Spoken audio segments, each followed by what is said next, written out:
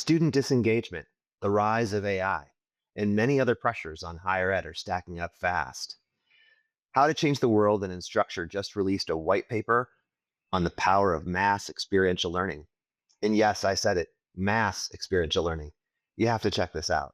It's a roadmap for re energizing students and building the skills they'll need in an AI driven world.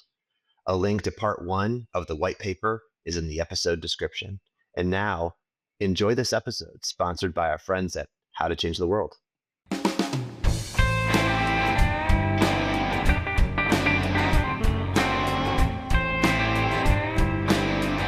Hey, everybody, this is Darren Francis with Harbinger Lane, and this is Signals in Higher Education podcast. We are doing a deep dive into everything experiential learning right now, and I have a special guest, Dr. Dale Smith, the Dean of the College of Business Administration at Loyola Marymount University.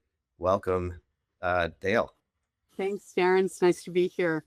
Yeah, glad to have you join me for this conversation, and I'm really interested in exploring what it means to do business education in the context of a Jesuit university. I think about social justice when I think about Jesuit education, and I'm really curious to kind of talk about the context of how you bring to life a Jesuit education in the context of a business school. And of course, that'll blend into our experiential learning discussion. But before we get started, do you mind maybe just talking a little bit about your path to becoming dean? I mean, you've had to say yes to business school and yes to Jesuit education, in whichever order that occurred for you. We'd love to hear about it.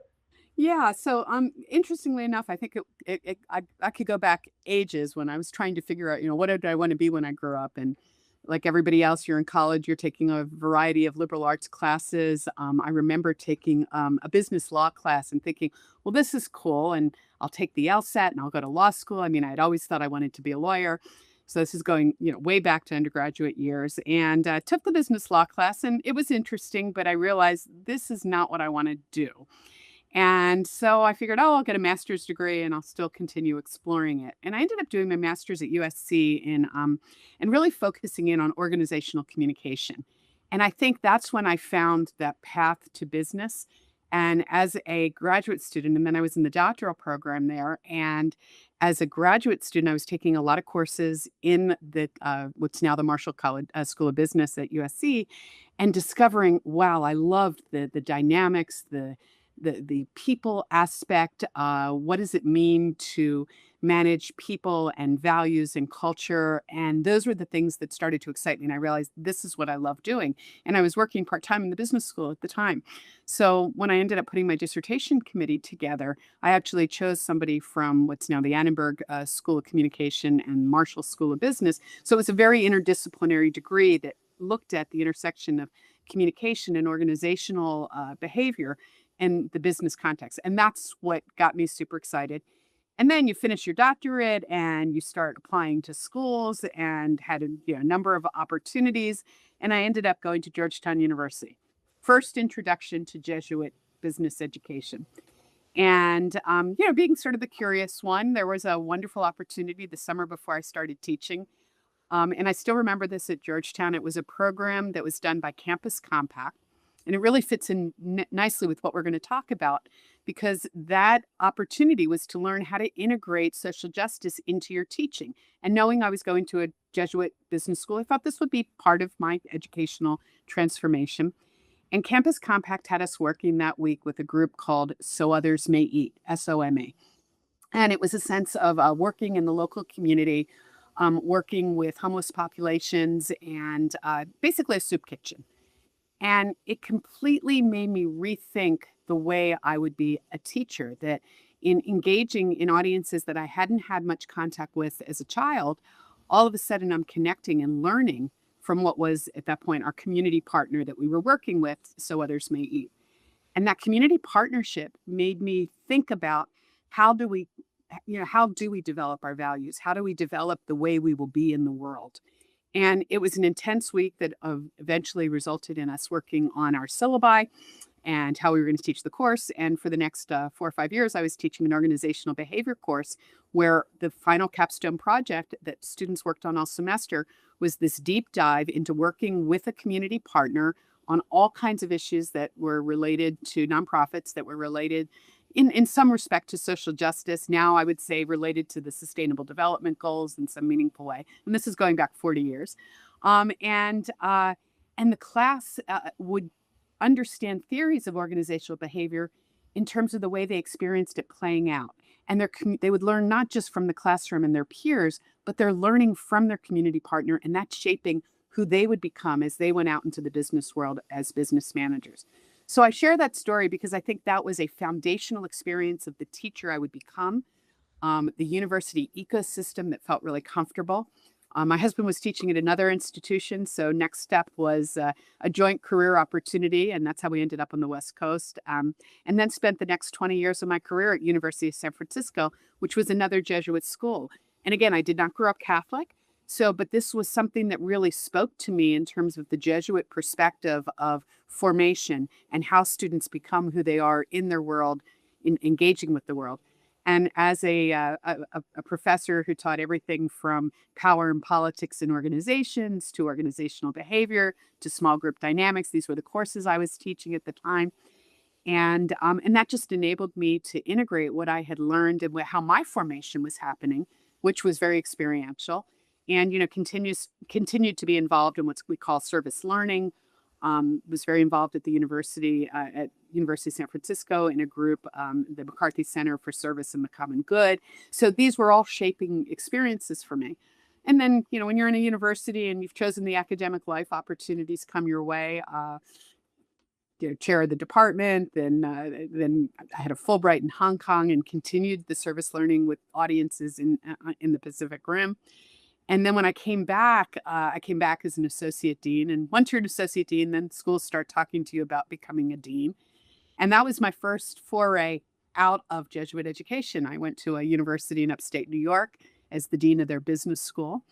And then my world kind of shifted in terms of my responsibilities. I was out of the classroom, but now shaping what would the curriculum look like? How could we differentiate ourselves as a business school? And they said that living in upstate New York was one of those things where you'll get used to the weather. It's not about the weather, it's clothing choice. Let's just say when Southern California came knocking at my door and my husband's in the background saying, choose the palm trees. That's how I ended up at Loyola Marymount University, where I've spent the last 8 years as the dean of the college, working with an incredibly talented group of staff and faculty and really shaping what can we do in our college, to make a difference, to have a distinctive education that helps our business students maybe stand out from business students at other AACSB accredited schools across the globe. So that's the Reader's Digest version of my career. Yeah. Well, no, it's great and it's exciting. And you've already got me thinking into the topic areas that we're going to cover. The one thing that I take away from, especially even just your own way in which you plugged in and engaged and were lit up to pursue this path, is sort of the something like service learning. Something I've been talking with some other founders of companies about when they're building technology for learning. They're often seeking to track something other than learning outcomes. They're often seeking to track something beyond the what is typically tracked.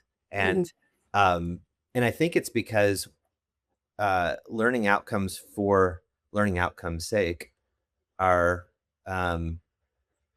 great, but it seems like you identified something early in your career that lit you up and that motivated you to propel forward, right? And it feels a lot like, as we talk about business education in the context of a Jesuit education at Loyola Marymount, you'll start to help us understand what you're building as fuel inside of the student to persist and to hopefully carry these characteristics forward. So you have a pretty distinctive mission at LMU to develop business leaders with moral courage and creative confidence. those words are not typical business words, but they draw But back. they can be, but they But can be, they Darren. can be, and I want to hear about that. I want to hear you help me understand um, how that is at this, why it's at the center, Yeah. and to be a force for good in the global community. All of this component, which is obviously very Jesuit in its sounding, but help me understand what it's like in practice too. Sure. It's funny when you're an AACSB accredited school, everything is about mission, and the AACSB accredits what about 7% of the schools around the world. So it's a very distinctive thing that requires us to really think about how do we operationalize mission. And when I came to LMU and I started to do my listening tour to understand who our faculty were at this Jesuit institution and what were they passionate about and what spoke to them. And I shared the themes that came out of that listening session, and it was very clear to me that there was something different. There was some secret sauce, and it's not uncommon. I'm very active with the Jesuit business schools, not only in the United States but around the world, through different board positions that I've held. And you get the sense that there is something different and distinctive about being Jesuit educated and going to a Jesuit business school. And as I was on this listening tour, I'm hearing this. We get our strategic planning committee together. We spend a lot of time in the conference room, lots of post-it notes and poster boards and things of that nature to really capture what are the themes that were coming out, the people we're talking about, the students we're talking about, that our alumni had shared with us. And I remember one of my marketing professors saying, let's come up with something that's really not 20 sentences long, but something that's really his words were shareable and wearable and shareable. And so we took the themes and wordsmithed it, and that's how we came up with our mission of advancing our students, developing business leaders with moral courage and creative confidence to be a force for good. And the way we looked at moral courage and creative confidence as being very distinctive is we talked about moral courage capturing that ethical perspective of what does ethical leadership look like? What does ethical leadership feel like? The ability to stand up and say, hey, I disagree. Um, Moral courage, the ability to look around and say, this isn't right, what we're doing. And we knew that in our classes and then the case studies that our students were doing and in the speakers that were coming to engage with our students in class, they were talking about what happens when there's those hard decisions that a leader has to make in an organization. Um, and it's really easy if you just look at it one perspective of, well, we do this because, this is what makes us most profitable, without looking at the larger context and the ecosystem. Is this good for our employees? Is this good for the communities in which we live and work? And this theme of what does it take to form a student, 18 to 22, or even in our graduate students, early 20s, early 30s, to start thinking about how they want to be in their organization, where they're sitting at a table or in a meeting, and they're not afraid to raise their hand and say, I think we're missing a perspective. We're missing a stakeholder. It's not about maximizing shareholder value. Not that I want to raise or shape or educate, naive advocates. A company can't do well unless they're also profitable. But that there's more than just doing well. Could you do good by doing well? Could you invest in your communities? And so that's where the theme of moral courage came from. And many different ways we operationalize it in the college and in the speakers that we bring in. But the most important thing that we really wanted our students to have this formation experience is to take what was happening in their foundation of their liberal arts education, where they're taking courses to help with this Jesuit concept of formation, of who they want to be in the world and what values they'll have, and how do we bring that into a business school. And that's where the words moral courage came from. And I will also say for me, I always thought about moral courage is the kind of leader who has a moral compass, that there's going to be tough decisions that come across your desk. And there's a wonderful book by Bill George called True North. It's one of my absolute favorite leadership books ever. I have one autographed copy of the book on my desk, on my office. And then the other thing I have on my desk, these aren't just words, is I keep this on my desk. And this is a compass that's just right here, and it sits and it reminds me always to make a decision what's in the best interests of our students, what's in the best interests of the larger ecosystem in the community, how might this shape the community. So I'm always thinking that way, and I wanted us to have that in our mission. And I think the most exciting thing that happened my first year as dean here at LMU is I'm invited to the Accounting Banquet Society that's completely put together by the students. It's a brilliant event every year. And they had a theme, and every year it has a theme. And that first year, which was the first time our students at LMU's College of Business saw our mission. The theme was moral courage and creative confidence, to be an effective accountant, whether you go work for one of the big four or whether you go to work in any other, small regional firm or in another context. This is who you are. This is what it means to be an ethical leader, to practice accounting in an ethical way. So moral courage was really resonating with the students. And so it's talked about not just in one class on business ethics. I mean, yes, we have a capstone on business ethics and sustainability, but moral courage comes out from the very first course that our students will take in a business school. And it's woven into many of the courses that they'll take. So by the time they're seniors, this is just who they are. They think about how, where's my true north? What does a moral compass look like? How do I have the confidence to stand up and say to my boss, who is above me, this isn't right. This is going in the wrong direction. And feel safe in doing that and recognizing if it's not safe and I'm going to lose my job, to ask the question, is this the organization I want to be in if moral courage doesn't exist? And there's so many wonderful corporate examples of leaders and from the C-suite down to mid-level managers who had to make those tough decisions and what went into it. So our students are very much taking courses in philosophy and ethics in the liberal arts. They're getting that foundation. So by the time we get them, particularly in upper division, they're not only talking about moral courage and what it means to be an ethical leader, but they have all of this foundation that came from that liberal arts education and their philosophy and theology courses that have them think about it. So that's what moral courage is about for us. That's great. That's great. And I let's see, the other one what you said was creative confidence. I mean, did you want me to chat Yeah, about? well, I Yeah. was gonna say there is the pairing of moral courage with creative confidence, which is interesting. Yeah, and they kind of go together in the sense that to have moral courage sometimes requires creative confidence. But when we were talking about that competency and wanting it to be in our mission, we said, what does creative confidence look like as we're forming our students, as we're helping them become somebody that could transform both an organization and the communities in which they're working and living? And the words that came to mind really, we borrowed a little bit from a lot of the work that was being done at IDL and IDEO.org and thinking about how they were using that entrepreneurial mindset to think differently, whether it was using design thinking methods that was an IDEO thing, or whether it was just what does it mean to create environments where people will share their ideas, they're not afraid to fail, they'll have this agility about them, and we can put them in an environment where we're helping them develop that, not only the knowledge of what is creative confidence, but also the ability and the skill sets that go with that.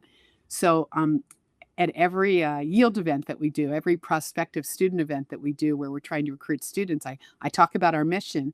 And when I get to talking about creative confidence, I share what creative confidence is fundamentally about is not being afraid to take a risk and not being able to be afraid to fail, because failing forward is very much entrepreneurial language, and we want to develop your entrepreneurial mindset. That's what creative confidence is about. But around here, we think of fail as FAIL, first attempt in learning. And that's how I talk about it with our first year students, our seniors, our graduate students. It just captures that sense of we want you to start to experiment, to pilot, to take a risk, to not be afraid to pivot when new information comes in, and developing the confidence in yourself, that self-awareness that, hey, we could try something different. We need to be able to pivot. There's new information that's coming in, a new opportunity we want to be able to go after. So that's where creative confidence is. You develop that comfort, that mindset, that skill set. That's going to enable you to make a difference in the organizations you work with. So what I like to say is we're all entrepreneurs. We may not have our own businesses and startups, but the way we want to be as business leaders is have that kind of mindset. Yeah, it feels very much like a handbook for startup founders, like Yeah. as you describe this, Yeah. like one of the things that we see a lot of times when we're working with new founders is a driving towards an outcome with urgency sounds like a great thing, but um, I think if you insert this concept of both moral courage and creative confidence, um, you can maybe more confidently be driving with urgency or in pursuit of your mission, but not at the expense of other, Exactly. other things, and in particular, your, um, the effects of the business that you're building on the Mhm. community, on your staff. There's a lot of different variables that this draws in. So I really love the framing. Um, It's interesting that you picked up on that because that's really where those two competencies go together, and it really ties back to Jesuit formation and Jesuit education. All Jesuit universities and schools really talk about the idea of what does it mean to be with and for others. And theologically, that's how the Jesuits talk about what does it mean to be with and for others. And but when you think about it from a business context, imagine a C-suite leader who is inculcating those ideas, which are humanistic ideals. They're not religiously determined. But what does it mean to be with the people I'm working with my customers? What does it mean to be with and for my customers, with and for my stockholders, with and for my employees, with and for the communities in which our organization is producing product or providing service? So when you start to think about it in that context, it all makes perfect business sense.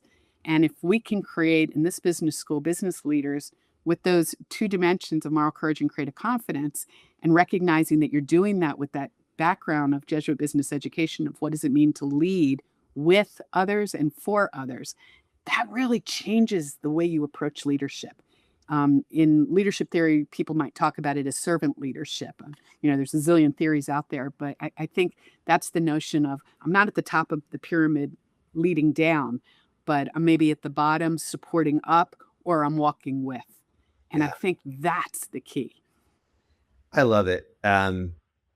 I'm getting such a good education here. I've built a bit of a curriculum for startup founders to help them through the process of getting their first uh, signed agreement.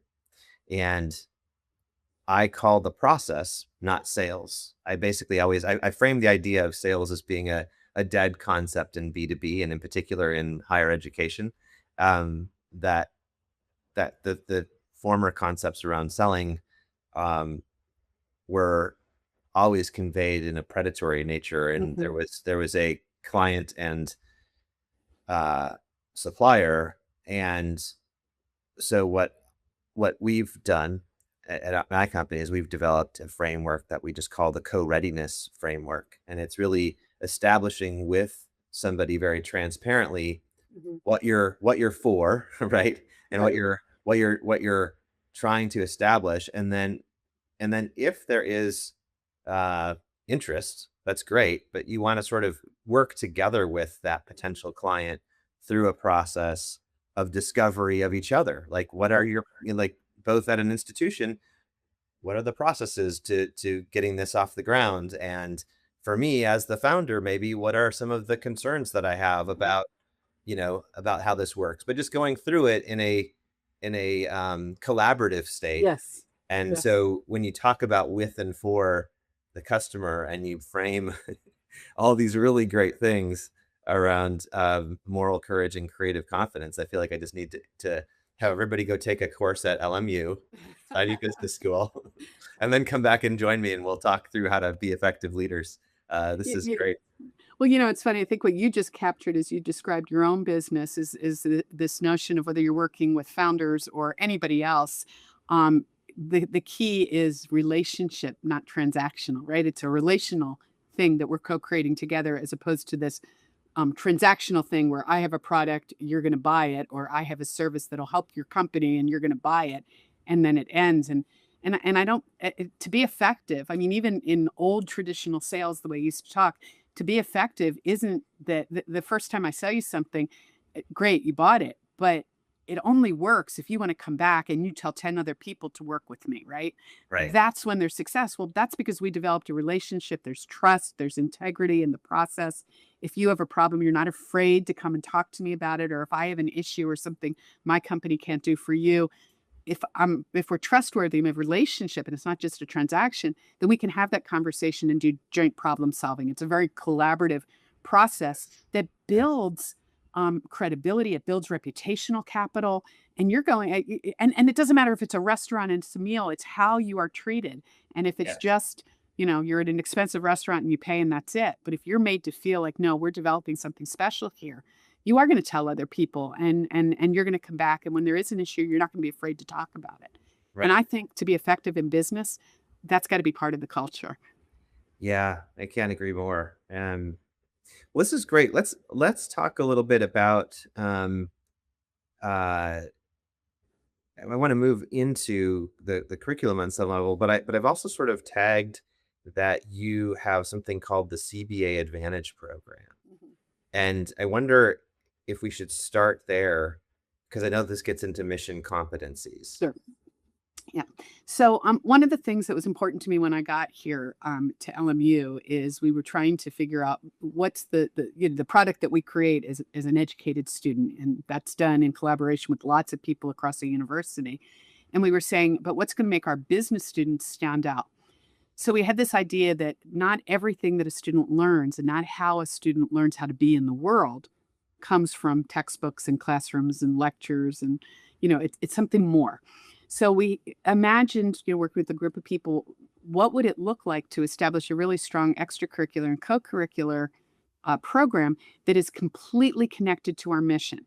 So we divided our mission into these 5 competencies. Moral courage and creative confidence were 2 of them. Leadership was one. The notion of being a global citizen, what does it mean to be a force for good in the world? And then obviously the knowledge, the discipline knowledge. So you have knowledge, moral courage, creative confidence, leadership, and global citizenship. And we said those are the competencies that we want every one of our graduates to have when they finish their undergraduate degree. And let's build programs. A speaker comes in, a kid goes, gets extra credit points for going to a speaker, and that's sort of it. And we said that's not what Jesuit education's about. So how could we make this CBA Advantage program? That's what we called it. Lives on a phone on an app, and you go to events, you go to workshops. There's you get little badges and certificates. There's hundreds of things that you can do. But what makes CBA Advantage distinctive is you don't just do it for the points, although it is gamified. What you have to do to get those points is you have to really reflect, go through a discernment and reflection process, which is inherently Jesuit, to start to think, what did I learn? How did it help me think differently? What did I, from that experience, how might I think differently? How might I behave differently? What are the nuggets from what I just experienced that I'm going to remember and that I can use in some other context? So every single event or activity or workshop that a student goes through, whether they get certified in, Excel or Bloomberg Market Concepts, or, there's a zillion things they can do. They actually have to write very short. It can be bullet points. I mean, it's short content, short form stuff that this generation can handle, but it causes them to take that time out to reflect. Yeah, I heard a speaker. Last night we were all listening to the CFO of Trader Joe's. 2 nights ago, the CFO of Trader Joe's talk about what it meant to drive a values-driven company, and the kids who were getting CBA Advantage points for that had to stop and think about what were they learning from Mitch Nadler and what was he doing differently and what did I like about him that is going to make me think differently when I choose where I'm going to work or when I'm managing a team, managing a crew. So they have to go through this reflection and discernment and then share that information in the app. They can do it 3 or 4 sentences, a few bullet points. And then the app, the CBA Advantage app, which we built on the Suitable platform, that app allows a student to prepare for an internship. So now a student has this internship opportunity. There are 50 kids who are all competing for the same position. They all went to a good business school someplace, right?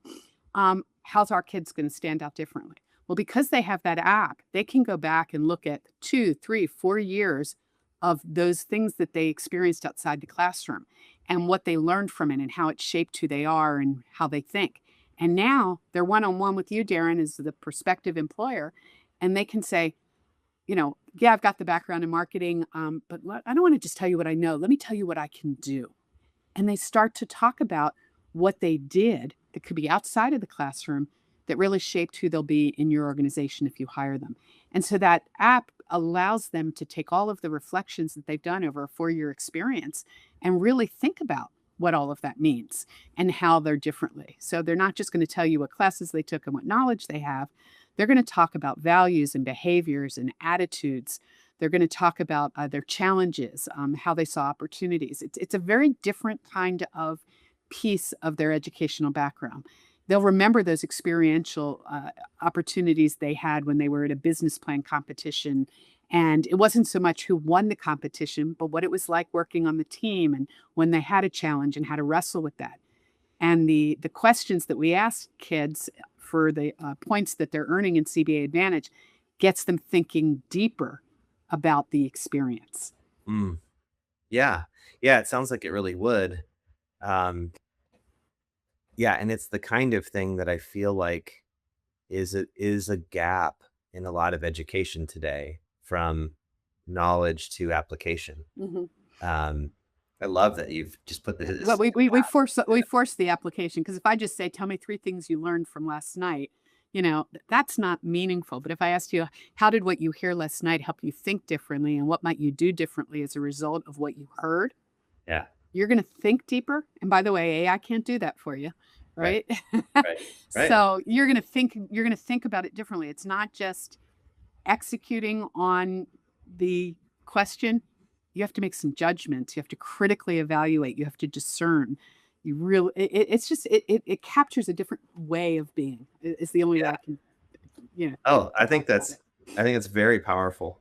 Um, so why don't we pivot a little bit over into what actually happens, um, from your standpoint around experiential learning in the program. So one of the things that we've seen a lot of, and we know there's a lot of data out there about internships not being available, and so there's kind of a call for a different types of experience being built into or co-curricular, um, into the curriculum, or co-curricular. Hmm. Talk about like um, what is the design at the program level for building experience in? I mean, clearly, great opportunity to go and hear the Trader Joe's CFO talk, and but I mean, but like, so they're getting these different types of opportunities. But what about But just, yeah, because that yeah, happens at, all schools have great speakers. So it's not yeah, that. no, That's not the yeah, piece of it. right, yeah. What is it that, and how do you think about it programmatically? Hmm. Um, are there opportunities before you get to that capstone, Oh, sure, for sure. Yeah. experiential learning and such? Yeah. Well, it's funny. We start with experiential learning in the very first year, and there's experiential learning happening across the campus because the Jesuit pedagogy really causes you to think in experiential ways. It's the experience, it's the reflection, it's how you think about and discern about that reflection, and then how that might change your behavior. So that cycle, which is a common learning cycle that's used in lots of universities, we're very conscious of because we think that's how formation happens. And in our business school, you could look across the curriculum in the different classes, and we say that, you can go and do a lecture, but quite frankly, you can get online and get content, just pure content, lecture content from experts around the world in just about any topic anymore. So something's got to happen differently in the classroom. So we talk about it much more as a philosophy. And I remember even thinking about when we were having these faculty development workshops in the College of Business, we called it "What's Happening in the Classroom Next Door," so that faculty could talk about and share what was really helping students learn in new ways. So we don't have a necessarily a top-down approach to, you must do this. But what we discovered is that people are doing experiential learning, problem-based learning, applied learning in just about every course. And we start them very consciously in the very first course that all first-year business students take with us. It's called Business for Good. And we give them a project that is very similar to maybe a capstone senior project at a lot of business schools around the world. But we do it in the first year, and we turn it upside down. And it's a bottom up approach to learning. They are working on a project with students to create a product or a service that they could introduce in an impoverished part of the world, a world where there are multiple problems.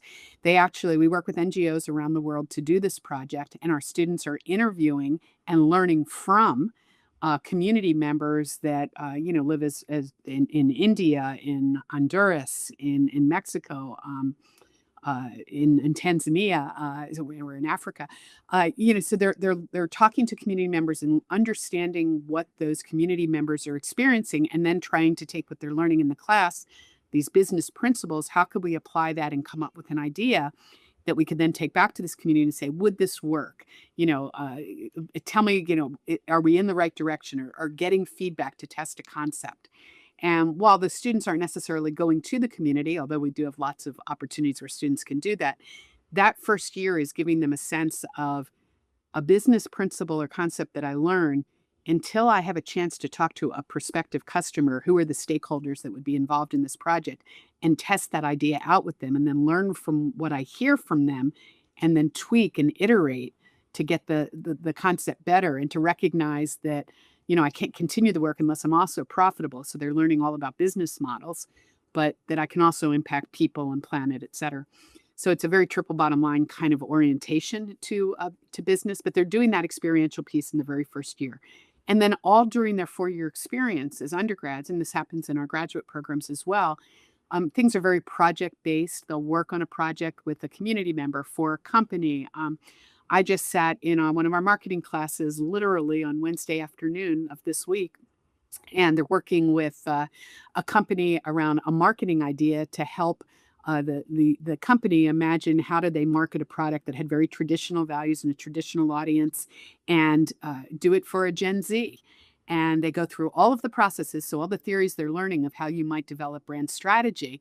But then they had to work with the company, talk to customers, do interviews, very hands-on learning activity, distill all of that information through this experiential learning cycle, if you will, and then present. And, in the room, they were presenting to the CMO, two of the brand managers, trying to remember who the other person was, but basically that they were presenting. And at the end of the kids presented on Monday, three of the projects on Wednesday. And then the CMO is going to pick two of those projects, and then they'll do the creative for it. And this is all happening in two marketing classes, and our professors have brought them together. One group's working on the strategy and envisioning some creative, and then they'll turn it over to the creative people class, and they'll actually work together with them, what they learned on the strategy side, to now create things. And, when the CMO says to the kids, hey, the stuff that you're coming up with, the ideas, the insights that you're sharing from the process you went through to learn, that stuff, we're paying hundreds of thousands of dollars to Madison Avenue to come up with, right? Right. So it's a real world project. It's problem-based learning at its finest. It's experiential. It's building a student's knowledge, but it's also building ability, skill sets, creative confidence. One of the teams presented that also showed the moral courage coming out, because they took something that was really going to be edgy for this particular very traditional company, but they did it in such a way of, if you want more demographic, you're going to have to appeal to them in a different way. And how can you do that consistent with your corporate values? So it was really good. It pushed the company, and I give a lot of credit to the company who decided that'll be one of the ideas they move forward with. So, Yeah. as I start to think about some of the things that happened, a couple of weeks ago in the college, we had a big data-thon. So there's students that are working in data analytics at both the graduate and undergraduate level. And they invited, the faculty invited 15 schools in Southern California. There were about 150 kids all in. And we worked with a company who gave us a data set that was around a business for good idea.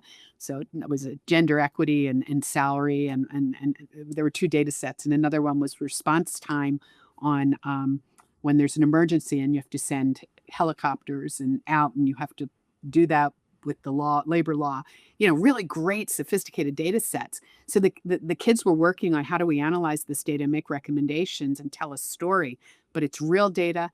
It's a real problem set, and they have to do it with this perspective of business for good. In other words, the decisions that you make, the recommendations that you make are going to affect communities and people. Yeah.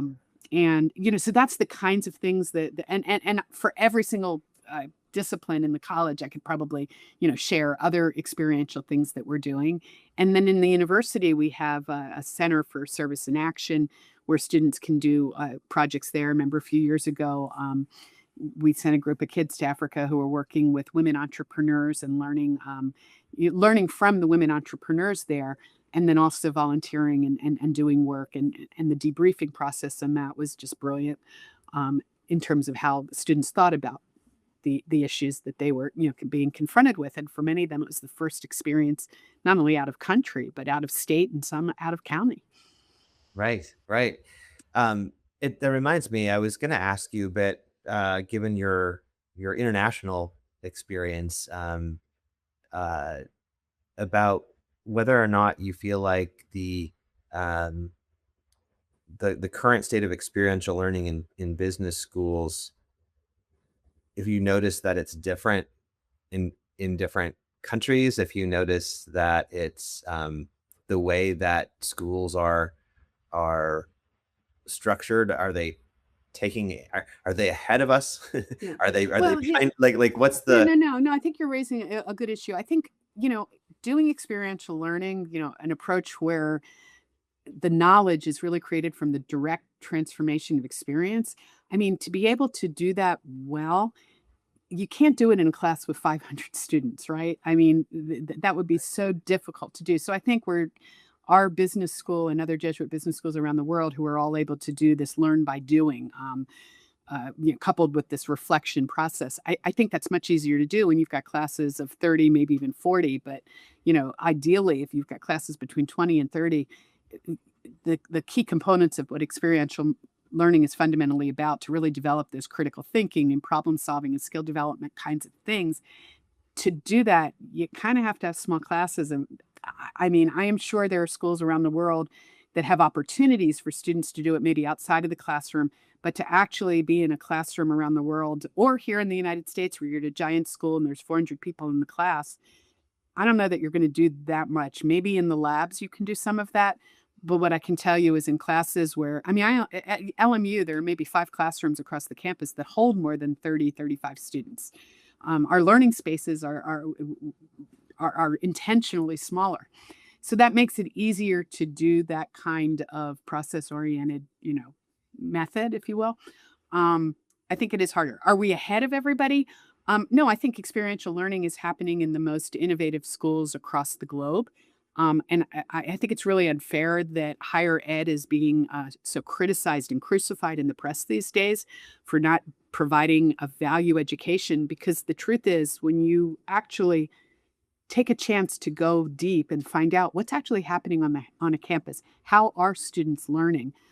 When there's a lot of experiential learning, problem-based learning going on, and it's coupled with this reflection process, that is developing a student in a very different way than a student who's in a classroom with 400, 1,000 students. So, but I don't think our institution is necessarily ahead.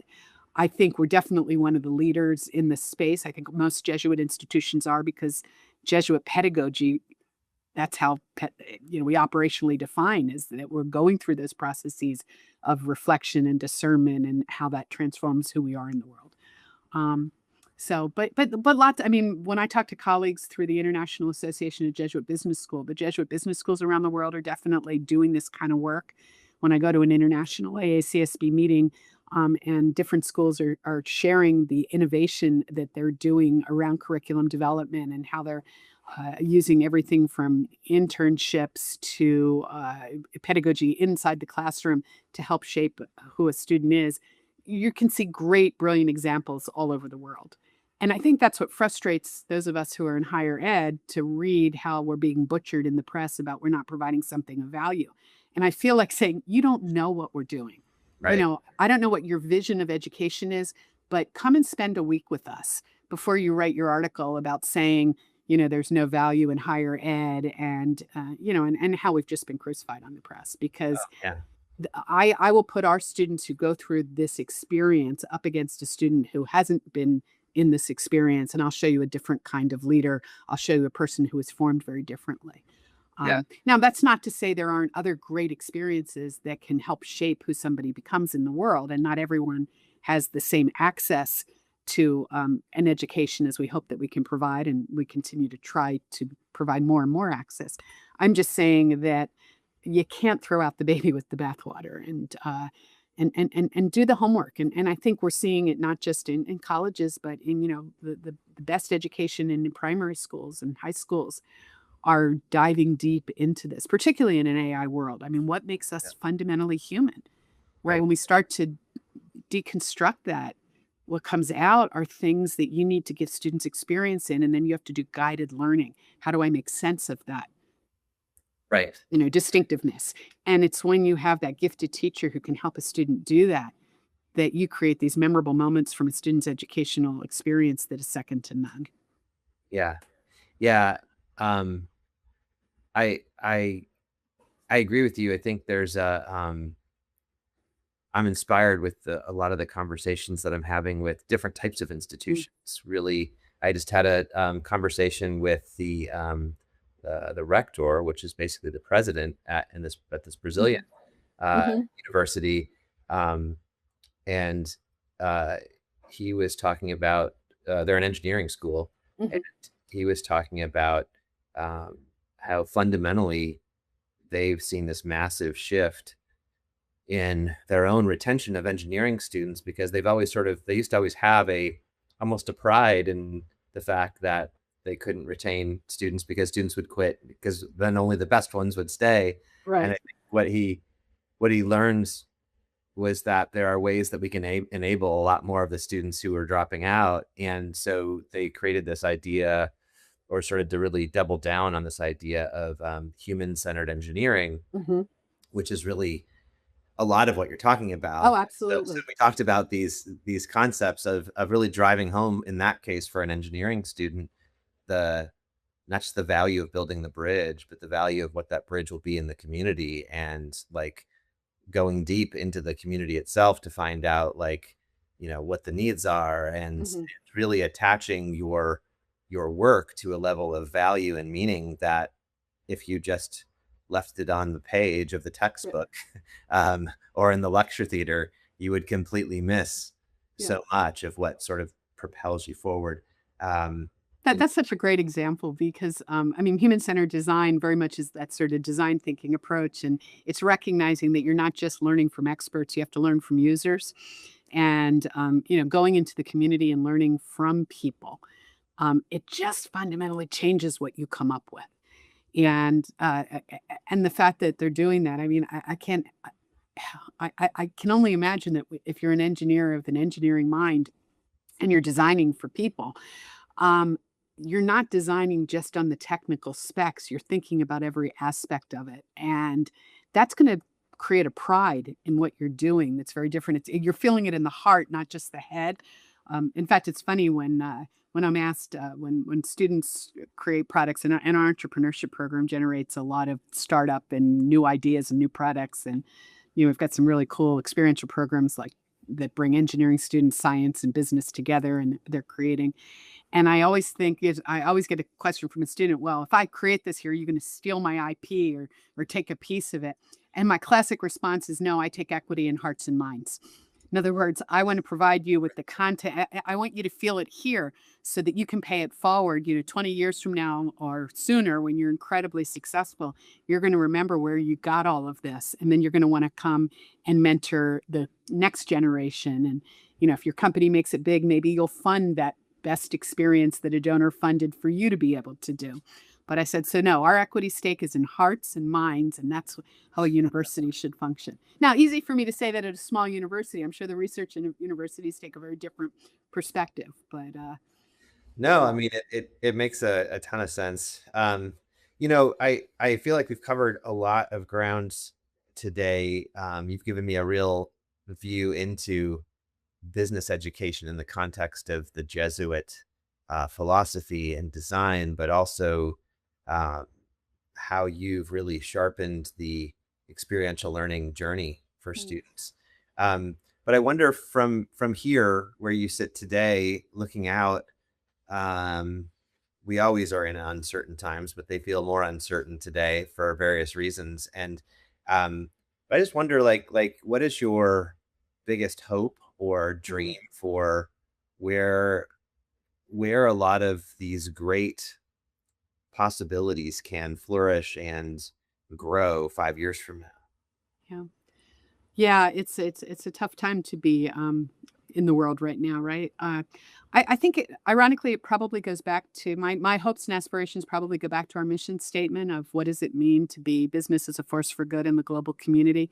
You know, when I get together annually with my colleagues from Jesuit business schools from around the world, and I see the collaboration that's happening and the research opportunities for faculty to work together across global north and global south, I feel like what we're doing really matters. It's important, and my hope is that we can continue to create understanding across the globe.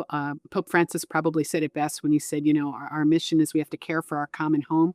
Well, what does it take to care for our common home? It's not one country acting alone around something.